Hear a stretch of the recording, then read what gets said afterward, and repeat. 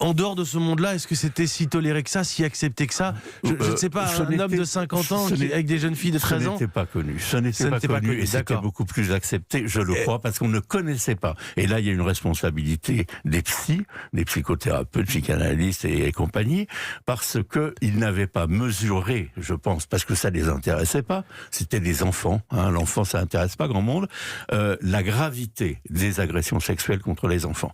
Et même quelqu'un comme Dolto, qui a pourtant une aura extraordinaire, avait été d'un aveuglement insigne envers les maltraitances sexuelles, en traitant ça un peu, c'est pas si grave que ça. Et oui, alors sans rentrer dans le détail, parce qu'elle, son idée, c'était que les enfants avaient une sexualité.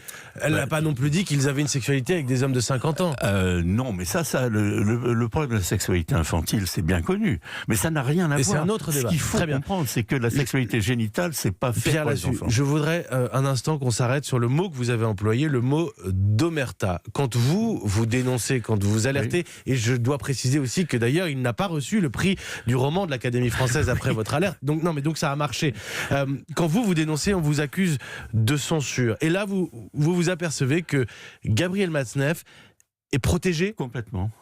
Oui, je m'en aperçois parce que j'ai aussi commis quelques ouvrages et on m'a dit, enfin un grand éditeur notamment, à la suite de la sortie d'un ouvrage, m'a dit « Ah, vous êtes blacklisté parce que... voilà ». Et un autre éditeur, alors que je citais des noms des gens qui avaient soutenu Matzneff et soutenu d'une façon générale ce que nous appelons à tort la pédophilie. Vous êtes les tenants d'un ordre moral oppressif. Voilà, c'est ça, voilà. Donc on m'a dit surtout pas de nom, je ne citerai pas les noms des personnes en question, mais surtout pas de nom, parce que le milieu littéraire, ces personnes-là faisaient la pluie et le beau temps sur les prix, etc. Donc aucun éditeur ne voulait se les mettre à dos. Donc il y avait une omerta consciente, il y avait une omerta inconsciente, parce que je pense que les gens ne se rendaient pas compte de la gravité des faits, mais il y avait une omerta consciente, on ne voulait pas se fâcher avec X, Y, Z, dont on connaissait le poids dans le monde de l'édition.